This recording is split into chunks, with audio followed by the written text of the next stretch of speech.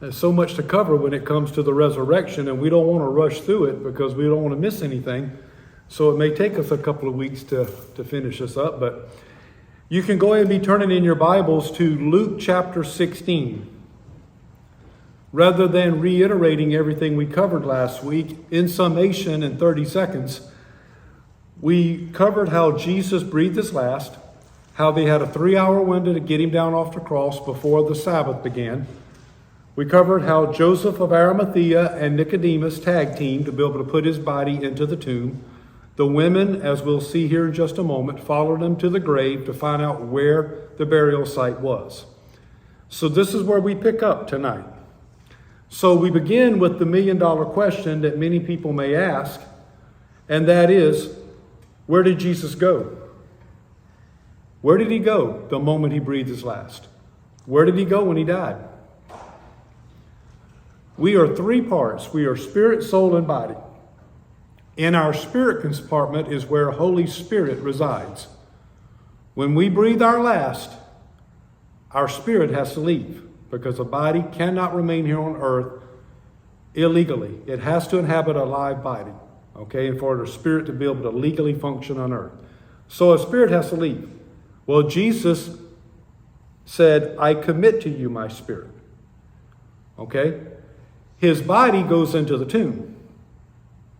His soul goes, according to Luke 23:43, Jesus told the thief on the cross, today you will be with me in paradise. Okay? Luke chapter 16, if you will. You say, what is paradise? It was, they couldn't go to heaven back in the Old Testament days, under the Old Covenant day, when people died, all the way back to Adam and Eve, all the way back to the present day with Jesus. You could not go to heaven yet because Jesus had not come to die and be raised again. So, where did they go? They went to paradise, otherwise known as Abraham's bosom, because Abraham is the father of our faith. So in Luke chapter 16, Jesus tells this parable and he explains it. Beginning in verse 19, he said, there was a rich man and he was habitually dressed in purple and fine linen, joyously living in splendor every day. A poor man named Lazarus was laid at his gate, covered with sores, and longing to be fed with the crumbs which were falling from the rich man's table. Besides, even the dogs were coming and licking his sores. Now the poor man died and was carried away by the angels to Abraham's bosom, to paradise. And the rich man also died and was buried. In Hades he lifted up his eyes, being in torment. What kind of torment are we talking here? We'll get to that in just a moment. He's in torment. But it says he goes to Hades. Now Hades in the Greek is what Sheol is in the Hebrew. And it says even in Psalm, I want to say Psalm 16, don't hold me to it. It says, thou wilt not abandon my soul in Sheol. You won't leave me there. Okay? Well, he's not referring to the fact that Jesus went to hell. No, Jesus said he went to paradise. But everything under the earth was referred to as the underworld. Okay? Some called it Hades, some called it Sheol, some called it hell. You know, they had all their terms for it, but they still refer to the same thing. But we must differentiate. Okay? And he was in torment. What kind of torment was he in? Whether it's Hades back then, whether it's Hades, whether it's the bottomless pit, whether it's, because say Hades still exists. Because in Revelation it says that, I think it's Revelation 20, is where it says, all that's in Hades will be dumped into Gehenna, hell, the lake of fire. Okay? So Hades is like hell. It's like temporary hell, if you will, and there's torment there. So whether it's Hades, whether it's the bottomless pit, or whether it's Gehenna, there's still torment. Now, if you want to understand the torment, and it's going to sound bad, okay? But it should provoke us to make sure every one of our friends and family and those we meet are saved to avoid this. But there are 2 physical properties that we enjoy every day that are absent in Hades, hell, Sheol, bottomless pit, whatever you want to call it. One is solid. Solids. I'm sitting on a solid. There's nothing solid to lean on. There's nothing solid. You're just suspended in darkness, in agony, in torment. Second of all, there's an absence of light down there. It's pitch black. You can't see the hand in front of your face. Now, evidently, they see something from here into Abraham's bosom. Okay? And in addition to the two physical properties, there are two emotional properties that are lacking there. One is rest.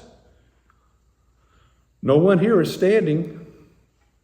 You have a chance to sit down and rest while you listen to the Bible study tonight.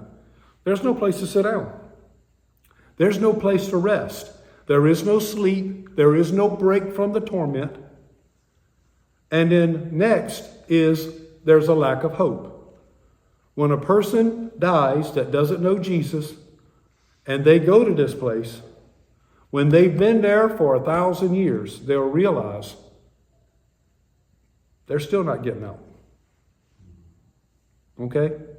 It's not like a jail sentence that you're going to get parole. There is no parole. Okay? So, and it says, he saw Abraham far away and Lazarus in his bosom. And he cried out and said, Father Abraham, have mercy on me and send Lazarus so that he may dip the tip of his finger in water and cool off my tongue. I am burning up. In other words, he says, for I am in agony in this flame. Now that's putting it mildly. But Abraham said, child, remember that during your life you received your good things. You lived it up. And likewise, Lazarus received bad things. That's not to say the poor go to heaven and the rich go to hell. Now, I'm not saying that, okay? He says, but now he is being comforted here, and you are in great agony. And besides all this, between us and you, there is a great chasm that's fixed, so that those who wish to come over from here to you will not be able, and none may cross over from there to us. And he said, then I beg you, Father, that you send him to my father's house. For I have 5 brothers, in order that he may warn them, so that they will not also come to this place of torment. He's sitting there thinking, I'm in torment. I don't want my family coming here. I got news for you. We got people we know who are in torment right now. And they're crying out, I don't want my family coming here. And it's our job to make sure their family doesn't join them.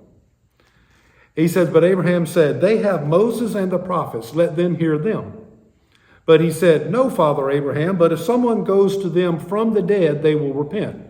But he said to him, if they do not listen to Moses and the prophets, if they don't listen to the preaching of the word now, they will not be persuaded even if someone rises from the dead. Okay? Now, the important thing is there's a chasm that's fixed. Now keep in mind, Jesus at 12 noon, we talked about the moment darkness came, Holy Spirit upon that he received at the baptism. After his water baptism, heavens opened, Holy Spirit came upon him to rest and remain, enabling him to do ministry, miracles, healing, signs, wonders, raise the dead. That lifted at 12 noon. Then Holy Spirit within, in John 19:30, he says, I commit to you. So Jesus has no power and then he goes to paradise. So even if he wanted to, which who's going to want to cross over there? You know, they've already, hey, you had your chance. Okay. And you chose no thanks. All right. Jesus said on the cross, it is finished. He couldn't cross over if he wanted to. So he was over there in paradise, but they could see from the place of Hades, being in torment, they could see something going on over in Abraham's bosom. Now, we got to mention this, all right, because we got to cover this. There is some erroneous teaching out there and some well-respected ministers that I'm not going to mention any names because I don't want anybody to turn against people and stuff like that, because all of us, as we were talking about last night, all of us have need for revelation in certain areas. Not everybody has a full revelation. I don't. Not everybody does.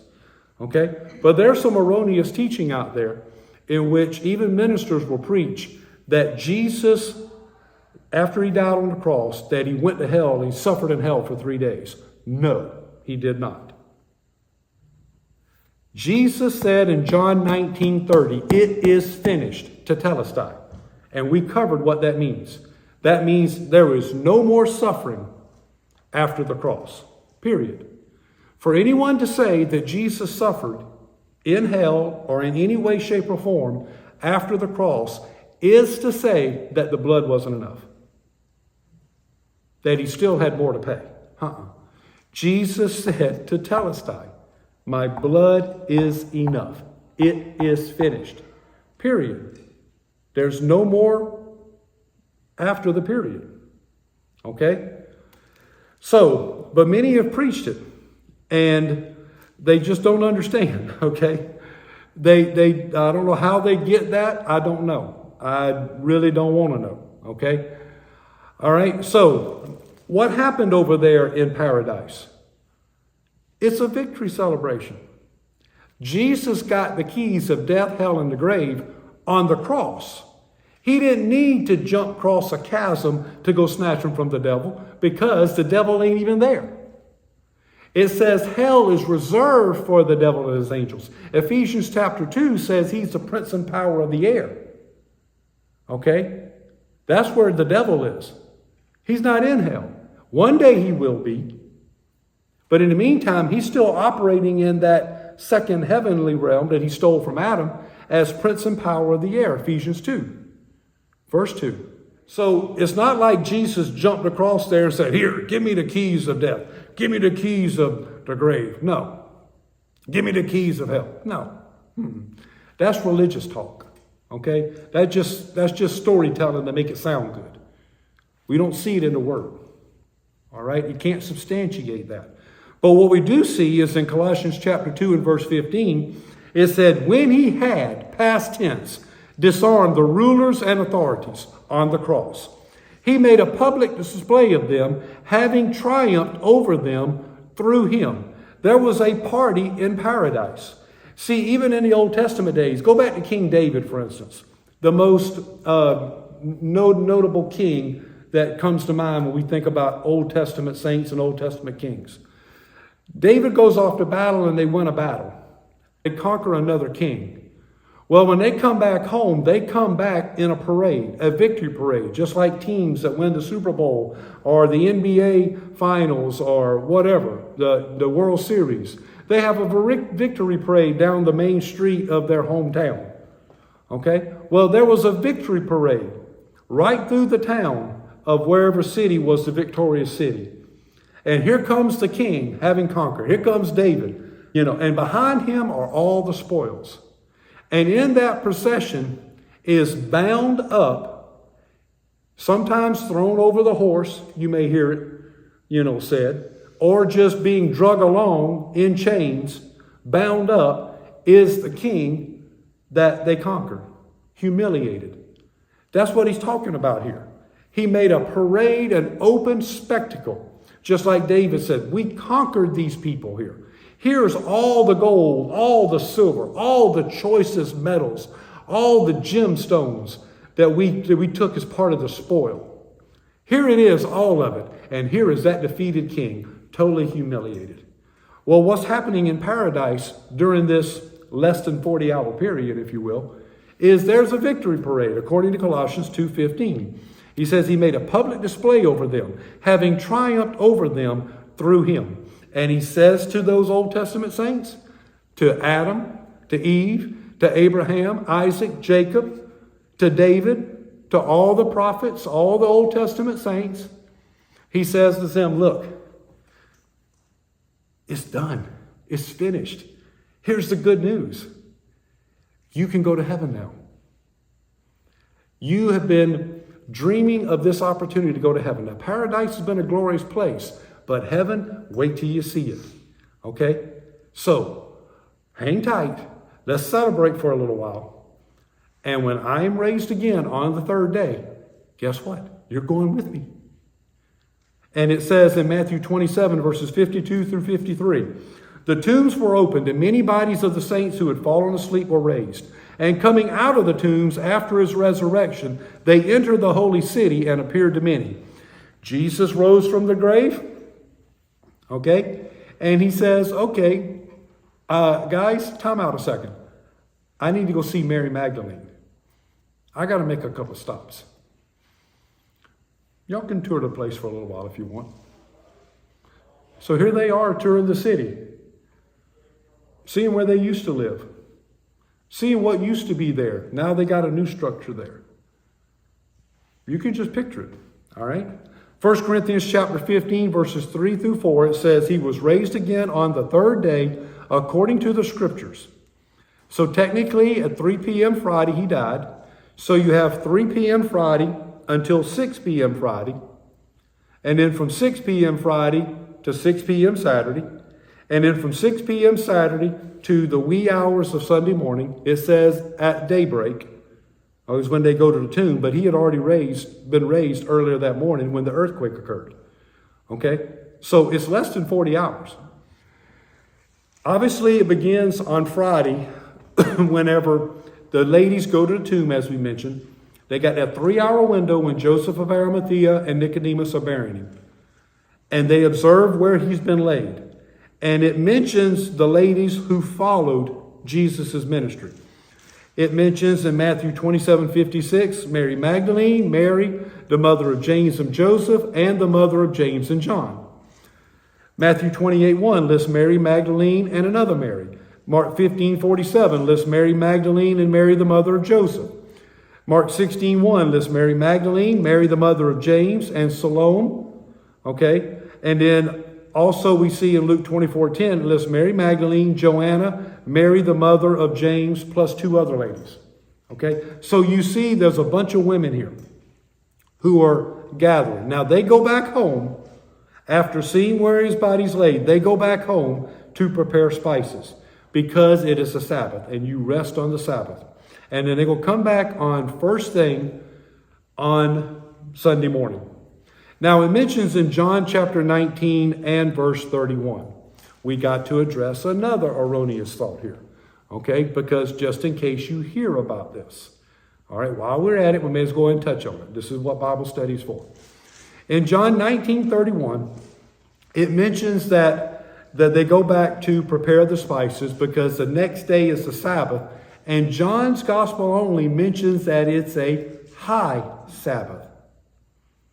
This is where some other people get off track here. They want to say that, and I don't see it in the Word, okay, and I'll show you the contradictory passages here. They want to say that Jesus was crucified on Wednesday. They want to say that Thursday was a high Sabbath. They want to say that Friday was a preparation day. Then Saturday was your normal Sabbath. And then he's raised again on Sunday. That just don't jive. Why do they say that? They say that based on Matthew chapter 12, verses 39 through 40. When Jesus himself did say, an evil and adulterous generation craves for a sign, yet no sign will be given to it but the sign of Jonah the prophet. For just as Jonah was 3 days and 3 nights in the belly of the sea monster, the whale, so will the Son of Man be 3 days and 3 nights in the heart of the earth. That's where they get that from. Okay? Well, in Jewish thought, here's where you contradict it. In Jewish thought, any fraction of a day was considered a day. In their thought. Second of all, as far as the high Sabbath is concerned, every Saturday was the Sabbath day. But a high Sabbath was actually a Sabbath that coincided with a feast. And then here's the catch-all. In Matthew 16:21, Matthew 17:23, Matthew 20:19, Mark 9:31, 10:34, Luke 9:22, 13:32, 18:33, 24:7, Jesus himself prophesies. Then Luke again in Acts 10:40, Paul in 1 Corinthians 15:4, Jesus, Paul, and Luke all say that on the third day, not the 5th day, I will rise again. So that in of itself puts the other argument to rest. On the third day, I will rise again. Not the fifth day. So those who claim Jesus died on Wednesday, you can't just skip over days on the calendar just because they're a Sabbath. Sunday is still a day of the week for us. Saturday was still a day of the week for them. Okay? So we had to address that. Now we get to Mark chapter 16, if you want to turn there. It says, when the Sabbath was over, Mary Magdalene and Mary the mother of James and Salome. Salome is thought to be John's mother, in case you're curious.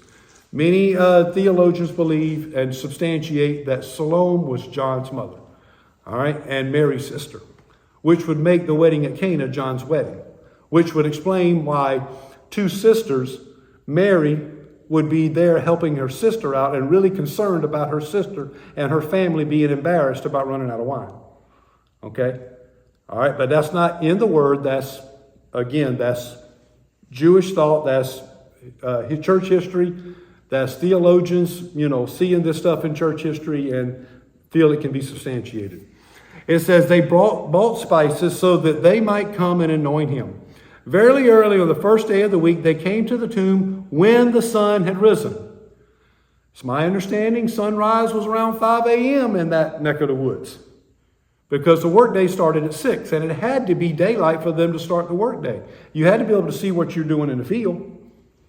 So 5 a.m. roughly was about sunrise. I didn't think they had no daylight savings time like we do here now, okay? It was pretty much 5 a.m. So they're probably going at 5 a.m., and we know that the earthquake had already occurred before then. So if you really want to narrow it down, Jesus was probably in the grave about 36 hours. And it says, they were saying to one another, who will roll away the stone for us from the entrance of the tomb? Looking up, they saw that the stone had been rolled away, although it was extremely large. Entering the tomb, they saw a young man sitting at the right, wearing a white robe, and they were amazed. And he said to them, do not be amazed. You are looking for Jesus the Nazarene, who has been crucified. He is risen. He is not here. Behold, here is the place where they laid him. But go tell his disciples and Peter. I like how he throws that in there. The angel specifies, make sure you tell Peter. Now, who's listening to this? Mary Magdalene in particular. He is going ahead of you to Galilee. There you will see him just as he told you. They went out and fled from the tomb, for trembling and astonishment had gripped them. They were shocked. And they said nothing to anyone, for they were afraid. Now see, they were approaching what they already knew to be a heavily guarded tomb. Word had already gotten to them on the Sabbath that the religious people had gone to Pilate and asked for a guard every 3 hours, so 4 guards every 3-hour shifts. So they knew it was guarded. Word had already got back to them that there was a stone there, because they're questioning who's going to roll away the stone. Okay, now the women, as we pointed out before, they're going to the tomb, while the men are locked up. They got the door deadbolted. Women aren't afraid to go to the tomb, the men are. So you ladies, we applaud your faith. Oh, to have the faith of a woman. They were apparently either unaware that Nicodemus had brought 100 pounds of spices, or they're like, we're going to bring our own. Those men probably didn't do it right anyway, so we're going to bring our own to make sure he is properly, taken care of. All right, now a question is, and we alluded to this just briefly a couple of Sundays ago, was what they're doing an act of worship? Yes. Was what they were doing a genuine act of love? Yes. So are our expressions of worship today. They're genuine acts of worship. They're genuine acts of love. Okay? They love Jesus just as believers today love Jesus. But here's the thing. They were reckoning him as being dead permanently. They weren't accepting or taking into consideration that he had risen. So they were going to the tomb to worship a crucified Jesus. It is the job of these angels. It is the job of the angels to tell the women to tell the disciples, and the disciples to tell others, to make a transition from worshiping a crucified Jesus to a resurrected Christ. That's the whole reason for the stone being rolled away. Now, these women, they had followed Joseph of Arimathea, and they had followed Nicodemus, so they had seen everything physically. They had verified that he was there. It wasn't like somebody told them that they buried him.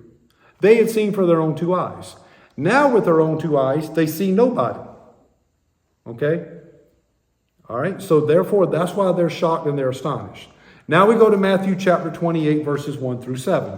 Now after the Sabbath, it's going to sound like we're repeating a verse or two, but it's okay. As it began to dawn toward the first day of the week, Mary Magdalene and the other Mary came to look at the grave. And behold, a severe earthquake had occurred. For an angel of the Lord descended from heaven and came and rolled away the stone and sat upon it. It had to be big enough for an angel to sit on it. And his appearance was white like lightning, and his clothing as white as snow. Talking about the angel. The guards shook for fear of him and became like dead men. The angel said to the women, "Do not be afraid, for I know that you are looking for Jesus, who has been crucified." Yeah, you're coming here to see a crucified Jesus. We verify he has been crucified. However, he's not here. So make the transition. He is risen. He is the resurrected Christ, just as he said he was. Come see the place where he was lying. So the angels invite them in to come and verify. Go quickly and tell his disciples that he is risen from the dead, and behold, he's going ahead of you into Galilee. There you will behold him. There you will see him. Behold, I have told you. Okay? Now, why the message of telling the disciples he's going to go ahead into Galilee? Because Jesus, God the Father, is extending a word to the angel. Angels relay, according to Psalm 103:20, they hearken unto the voice of the Lord, and then they relay a message. So they're relaying a message that God, Jesus in particular, is calling a meeting. He's calling a meeting, and it's going to be in Galilee. And he's going to meet up with you there because he's a resurrected Christ. But he's going to meet you there. So go and tell them to make sure they show up for this meeting. And everybody shows up except Doubting Thomas, obviously. Okay? All right? Because he comes 8 days later. We'll get to that. So he says, go and tell him that. Why? Because he has two sets of instructions for them. And they're simple instructions. Go and stay. Go into all the world, as we'll read when we get to the ascension. But stay in Jerusalem until you're endued with power from on high. So go, but first stay. And those are the two sets of directions he's going to explain to them in detail. Matthew 28:2 says about the earthquake, and we taught about that Sunday gone a week ago. That earthquake was a result of the kratos power of God, according to Ephesians 1:19, that went down into paradise, quickened his body, likewise quickens our mortal body, according to Romans 8:11, raised him up. Okay? Now, upon seeing the tomb open and no body, Mary Magdalene runs immediately to tell Peter and John. Now, remember the angel said, go and tell the disciples and Peter. So Mary Magdalene is hearing that. Well, she knows wherever Peter is, John's going to be right there. Batman and Robin. Okay?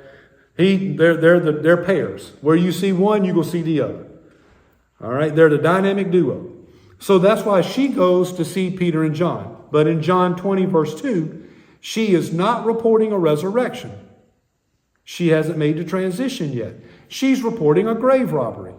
For they have taken the Lord, our Lord, and we don't know where they've laid him. Okay? So she hasn't made the transition yet. And the disciples haven't, but yet the angel's trying to get her to transition. She's not there yet. They're going to have to come back and see for themselves. Okay? So the women who remain at the tomb, they encounter angels. And we see that in Matthew 28:5, Mark 16:5, and Luke 24:4. Now, for the sake of time, for the sake of summarizing, let me just clarify. There are some apparent contradictions here that really aren't contradictions, because it all depends on whose viewpoint is given it here. In Matthew notes there was one angel outside the tomb. Mark notes that there's an angel inside the tomb, and he's a young man And the word they use for young man means in the prime of his life. Luke notes 2 angels inside the tomb, and apparently they passed by these angels going in. John later says when Mary returned, there were 2 angels inside the tomb, one at the head, one at the feet, okay, which is symbolic of the Ark of the Covenant, because where his body laid is like a mercy seat, so to speak, okay? That's where his presence was. So there were 2 angels there, symbolic of that, because Jesus fulfilled the law, all right? And then at first, the remaining women are filled with fear and leave. And it says they're afraid to talk. We read that in Mark 16:8, right? Then they muster up the courage later. Then they decide to go to the other apostles. Mary's going to get Peter and John. Chances are she's already there by now. It takes a while for them to gather themselves, because it said in Mark's gospel that they were shocked. It took them a moment to collect themselves. And they said, okay, what were we told to do? We were told to go tell the apostles. Mary's already going to tell Peter and John. We need to go tell the others. And you see that in Matthew 28:8 and Luke 24:9. Meanwhile, Mary had gone and notified Peter and John. And they run to the tomb while Mary, no doubt, lags behind. Here she books it to go tell them. They've taken our Lord and we do not know where they've taken him. Peter and John make a beeline. She's like, I'll be with you in a minute. Okay? Well, it says, now John writing John's gospel. And it's amazing the sense of humor the Lord has. And he lets Moses describe himself as the meekest man on the earth. And he lets John point out the fact that he outruns Peter. Okay, so it's pretty cool. He lets them get away. Lets a little bit of their personality come through in the scriptures. I find that pretty interesting. And so in John chapter 20 is where we're at now. And it says, Mary goes and she tells them in verse 1. And so she ran and came to Simon Peter and to the other disciple whom Jesus loved, John, referring to himself. And it says, they've taken away the Lord out of the tomb, and we do not know where they've laid him. Peter therefore went forth and the other disciple, and they were going to the tomb. And the 2 were running together, and the other disciple ran ahead faster than Peter and came to the tomb. Well, obviously John's younger, because we know that Peter is the oldest disciple. I think we may have said this before. We know that Peter is the oldest of all the disciples. He is the only one over the age of 20. You say, where do you get that from? Matthew chapter 17, when the religious people were questioning, do you pay taxes? Jesus says, okay, so we don't offend anybody. Peter, you're a fisherman. Go to the seashore and look in the fish's mouth, and there you will find the coin needed to be able to pay the tax for you and for me. He doesn't mention anybody else. Why?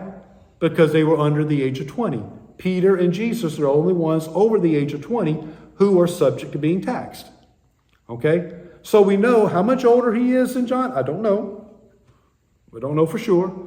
But John is younger and he outruns him. Now in verse 5, John stoops and looks in. Why? Because when that stone is rolled up, okay, then according to the religious leaders, their instructions, okay, that they were allowed to by Pilate. Pilate ordered a guard, and according to their request to Pilate, he allowed the tomb to be sealed. So that seal would have been a wax seal. Say, for instance, this podium represents the stone.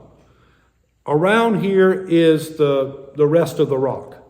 There would have been a wax seal here, and then a string of some sort connecting it to the rock, and then another wax seal here with that government insignia stamped in there.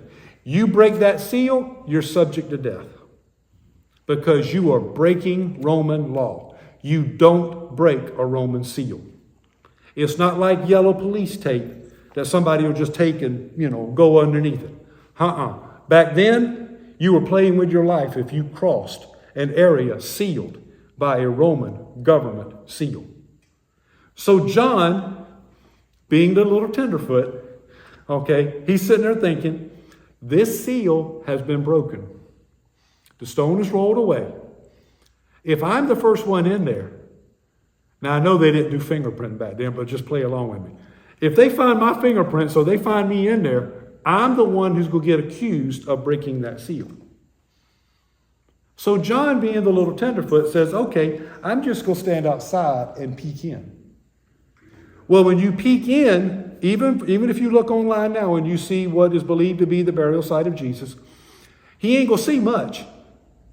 Because when you peek in, then there's a room off to the right where the stone slab is. So what he could see by standing outside probably wasn't much. To cut the guys a little bit of slack. This is probably why that they are under lock and key later. Because they figured we're going to get blamed for this. When the religious authorities find out, and sure enough it does happen, because they want to pin the blame on the disciples, well, we better hide under lock and key for fear of the Jews. So that's the reason why they're under lock and key. All right. Well, John, it says there's 3 different words for see here. It says John saw. That word in the Greek is blepo. It just means to be observant and to perceive, so you know what the needed action is you need to take. Okay? Now, Peter, how far behind he was, I don't know, but it's pretty funny. I want to ask him when we get to heaven. Hey, Peter, how far ahead was John when y'all got to the tomb, By how many minutes did he beat you to the tomb, Were you out of breath when you got there? I guarantee you John's probably sitting there saying, why are you breathing so hard, So Peter gets there. Now, Peter. He's got audacity. He could care less. That joker barges right straight on into the tomb. Because it says that. It says, in verse 5, he looks in, verse 6, Simon Peter therefore also came, follow him, and entered the tomb. He goes straight on in. Okay, but now it says he beheld. Now that word beheld is theorio in the Greek. And it means to gaze for analyzing. It's where we will get our word theater from. Theorio, the verb form, we get a noun, theater, because to theorio means to concentrate on the meaning of the action, which is what you do at a theater. You sit there and you concentrate on the meaning of the action. If it's an action movie, you're concentrating on who's the good guy and who's the bad guy, If it's a love story, you're concentrating on all the action and the storyline. Well, that's what it means. Well, theorio means Peter is not just glancing at it. He is conducting an NCIS, CSI investigation of what's going on. He's saying, what does he notice here? He beheld the linen wrappings lying there, and, meaning a separation in a different location, and the face cloth which had been on his head, not lying with the linen wrappings, but rolled up in a place by itself. Pretty close, pretty good to know that Jesus made his own bed. Okay? On resurrection morning, Jesus took time to make his bed. He folded everything up nice and neatly. Now, I don't know if I've ever mentioned this before, but there is Jewish thought and tradition that says this. When you went to someone's house to eat, and you would go and eat, and you would have, like we do in these nice restaurants, you'd have a cloth dinner napkin. We used to have them at the restaurant. I think we've taught on this before. And when you got finished your meal, there was a way in which you could roll up the napkin to be able to let the people know, the host know, whether or not you enjoyed the meal or whether or not you hated the meal. So says he had folded up the napkin.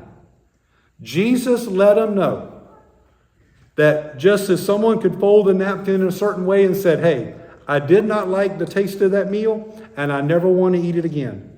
Jesus is letting them know, I'll never taste death again. Okay? Why would he never taste death again? Because it wasn't dunamis power that raised Jesus from the dead. It was kratos power that raised Jesus from the dead. Dunamis power is what raised the widow of Nain's son, what raised Jairus' daughter, and what by Jesus was able to raise Lazarus from the dead. Okay? All 3 of them died looking normal. All 3 of them were raised up looking like they did when they died. And all three of them eventually died again. Jesus died in a bloodied mess. Jesus arose looking totally different. And then Jesus would never die again. So it took a stronger power than dunamis to raise Jesus from the dead to A, make that transformation, raised from the dead for one, make that transformation into a resurrected body, and then to never die again. So that's the Kratos power that we taught on Sunday gone a week ago. Okay? Now it says that these tombs had a smaller separate room off to the side, and it had a table-shaped stone pedestal. It was slightly elevated, and it was sloped. And then at the feet, there would be a little small ledge or a little groove, so therefore the body didn't slide off. Okay? Then it says in verse 8, then John entered, and he saw. There's that third seed, oida in the Greek. And it is the way we use that phrase to help us better understand what it means. We have two phrases. I see what you mean. I see what you're saying. So John goes in after Peter's probably telling him all the details. Hey, John, man, come on in here, Bo. You know, the wrappings where his body are laid separately than his head wrappings. He's telling him what's going on here. He's giving him his analysis of the crime scene, so to speak. Well, John goes in and it says, John believed. In verse 8, it says, and he saw oida and he believed. Okay? For as yet they did not understand the scripture that he must rise again from the dead. So the disciples went away again to their homes. Now, Peter did not yet get it. Okay? And apparently did not put two and two together. He's still trying to scientifically put it all together. Okay? He's trying to doctrinally figure it out. John is like, hey, he was here. He ain't here. We didn't take him. Nobody else could take him. He rose. Okay? John believed. But Luke 24:12 says Peter marveled on the way home. Okay? So, although they didn't draw the conclusion, we can draw the conclusion that when that Kratos power infused Jesus' body, transforming it from a bloodied mess into a resurrected body, Jesus rose, he sat up, just as we do in a bed. We sit up, we throw our feet off to the side. He probably did too. He probably took the bandaging, got out of his straitjacket type thing here, folded it up, laid it here, took his head wrap off, folded it up, and then boom. Okay? Now, before we get to his encounter with Mary Magdalene, because you see in verse 11 is where it goes straight into his encounter with Mary. Before we do that, we got to go to Matthew chapter 28, because you're going to see what we deal with still today. It's bad enough that Peter is having a little bit of a hard time swallowing this, because he's still scientifically analyzing the thing here. John, a little more tender, has a little bit easier time believing. But in Matthew 28, verse 11, it says, now while they were on their way, behold, some of the guard came into the city and reported to the chief priests all that had happened. And when they had assembled with the elders and counseled together, they gave a large sum of money to the soldiers and said, you are to say, his disciples came by night and stole him away while we were asleep. That is a loaded verse there. We'll explain it in just a second. Let's read the next two verses. And if this should come to the governor's ears, we will win him over and keep you out of trouble. And they took the money and did as they had been instructed. And this story was widely spread among the Jews, as it is to this day. That's why the disciples were dead-bolted, shut up tight, when Jesus appears to them resurrected night. Because they knew they will get blamed for it. And sure enough, they're trying to pin the blame on. Well, see, there's some issues with what's being said here in verses 11 through 15. Okay? So first of all, I want you to note, To whom do these guards go to? Do they report to their immediate supervisor, the centurion? No. Do they go straight to Pilate? No. Who do they go to? The religious leaders. Interesting. Caiaphas and all his cronies. That's who they go to. Now, a soldier took a threefold oath back then. Number one, never tell a lie. They've been instructed to lie. Number two, never leave your post. Never lose focus, never fall asleep on your watch. Never leave your post, no matter what the distractions are. From that understanding comes the word hupomeno, which is translated patience and endurance. Patience has to do, it's a military term, hupomeno. Hupo means under, meno means stay or abide.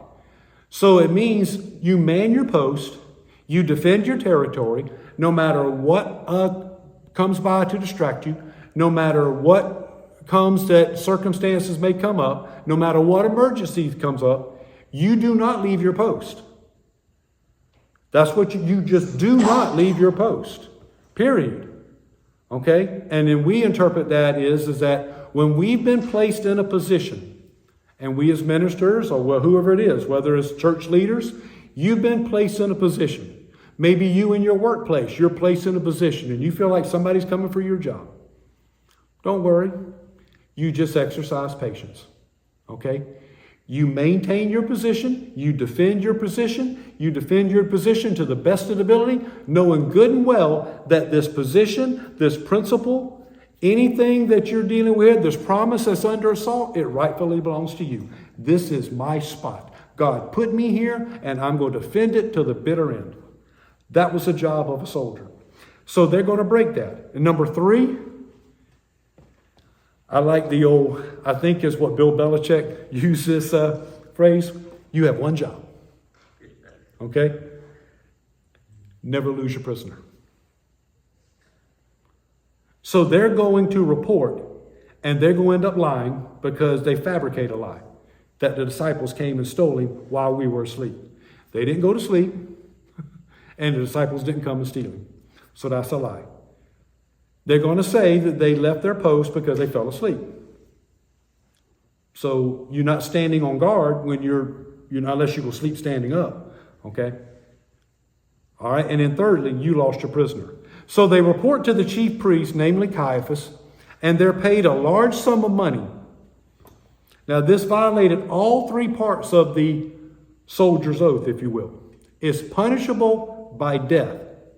In the meantime, it damages their reputation. Everybody knew who these soldiers were who were on duty at the time. There was a duty roster there. So these guys split. They skipped town. So their reputation is now forever damaged. You're the one, even those who oppose Jesus, you're the one who let him get away. For those who love Jesus, you're the one who lied about it. So from both ends of the spectrum, their reputation is forever tarnished. What made them not care? What made them not care about the possibility of getting in trouble with Pilate? What made it worth their while to not care their damaged reputation and the effects thereof? You can't get a job anywhere else. Why? Because we hear you're one of the ones who were on duty when Jesus escaped. So you think you'll get a job anywhere else? You got to stop and think about the narrative here. So what it made worth their while? They had to be paid a large enough sum of money. Who paid it to them? The religious leaders. Where did it come from? The same place the money that was paid to Judas. Collection plate. Out of the collection plate. Yep. Now, as if that ain't enough, listen to what the religious people said. They said, don't worry. if word gets to Pilate, we will handle it. They had enough political clout. Remember, they had already manipulated him into letting them crucify him. Because if you don't, we're going to go run to Caesar. They still had that trump card. They were willing to play again if they needed to. They said, don't worry. And the guards knew that, hey, we got enough money in our pocket to not worry about being a guard anymore. Okay, we can go raise sheep or something. But we also know that we're not going to be tracked down either, because these religious people had enough political manipulative pull to get us off of it. Now,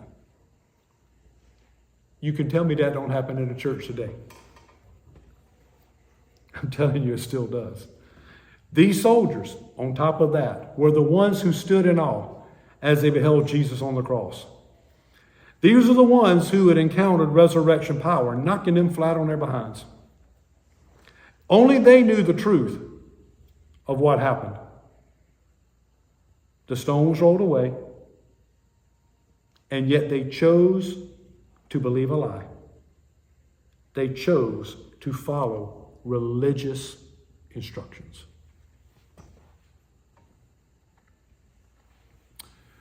Meanwhile, afterwards, the rest of the women leave the apostles. And while on their way, Matthew 28, 9 and 10 says, Jesus appears.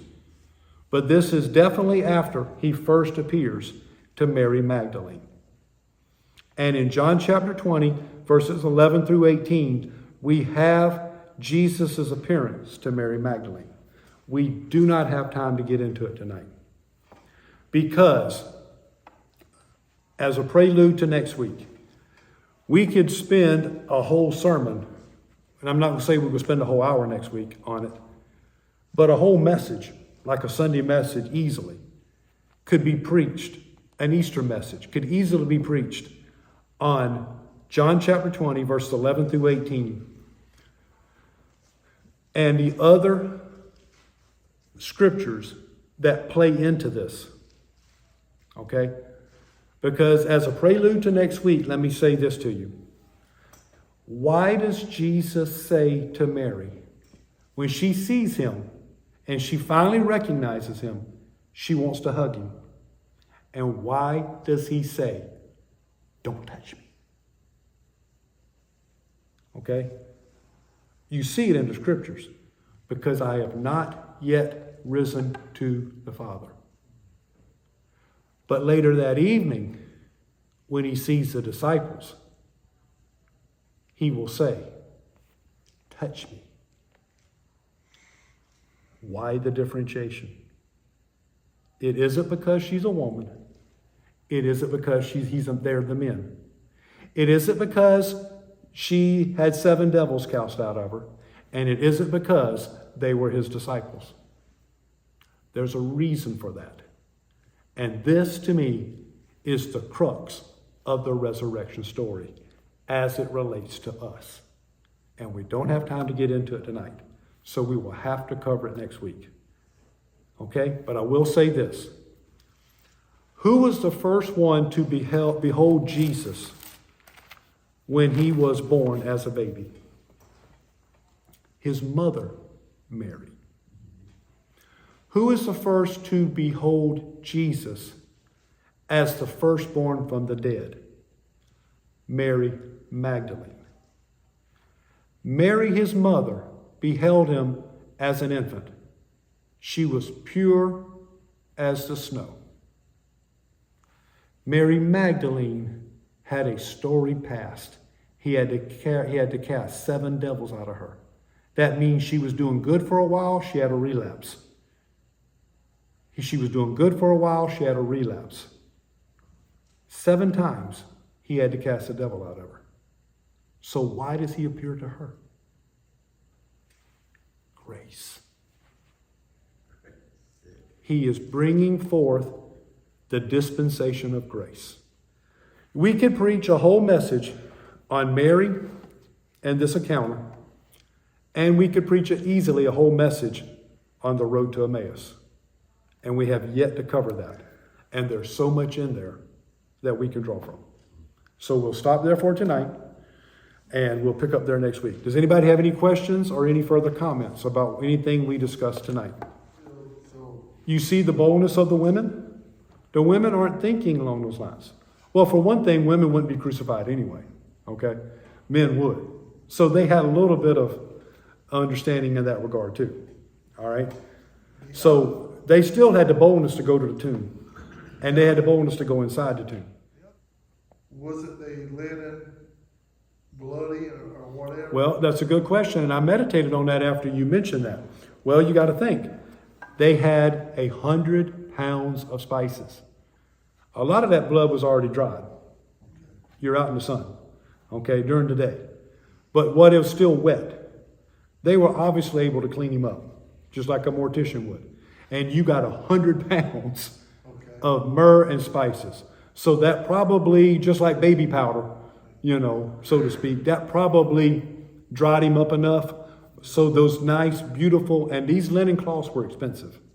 When you research the word, they were expensive. They were Egyptian cloths. So they had come from Egypt. All right, so they were not cheap. All right, he was buried in a rich man's tomb, according to Isaiah 53:9, and he was buried in some of the finest linen cloths. And Jesus, I mean, if you want to be humorous about it, not that we're making light of it, Jesus is raised from the dead, and he goes, these are pretty nice linens. I better fold them up.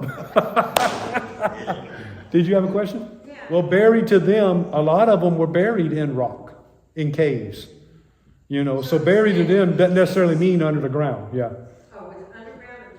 Well, see, you had caves even like in the, remember we talked about the little boy that rose from the dead whenever Jesus says, I am, when he was arrested, you know, in the Garden of Gethsemane. There were garden tombs. It doesn't necessarily mean a cemetery like we have across the street. It could have been in a cave. It could have been in a rock. It could have been. But see, most of them were in the ground, those who couldn't afford a rock. You see what I'm saying? The rich people had a rock. The poor people, the middle class, if you will, you got buried in the ground. The poor people, they couldn't afford a burial, so you got thrown into the bodies, you know, instead of being cremated today, you just got thrown into Gehenna and burned. So yeah, that's why it says he was buried as a figure of speech. You know, he was laid to rest. You know, there was a funeral, however you want to phrase it. So good question though. Yep. Any other questions? Yep. I'm glad you brought that out. I should have pointed that out, but that's exactly it. He led captivity captive and gave gifts to men. Okay, that means he preached the gospel to them. Yeah, right. He said, Abraham, that which you saw afar off, it got accomplished. Remember we said last week, that's the reason why we pointed out at the beginning of last week's lesson, when he offered Isaac on Mount Moriah. Here's where he offered Isaac, and then God provided a ram. From there you could see the highest peak, Mount Calvary. So what Abraham got a prophetic vision of, Jesus says, hey, it's accomplished. It's done. That day that you can remember John 8:56, Abraham saw my day and rejoiced. So he goes to Abraham. Abraham, I know you're here, so I'm named after you. It's Abraham's bosom. You rejoice to see my day, John 8:56. Well, my day just completed. So when he went to paradise, he was actually able to tell them the gospel. Yeah, he preached the gospel to them. Yeah. He preached the gospel to the Old Testament saints. Then go Yep. to heaven. And he said, now you can go. Now that you've seen, I have died for you, the gospel. Jesus died for you. I died for you. Okay? I just breathed my last just moments ago. I'm here to tell you it is finished. You can go home now. You can go home. Yep.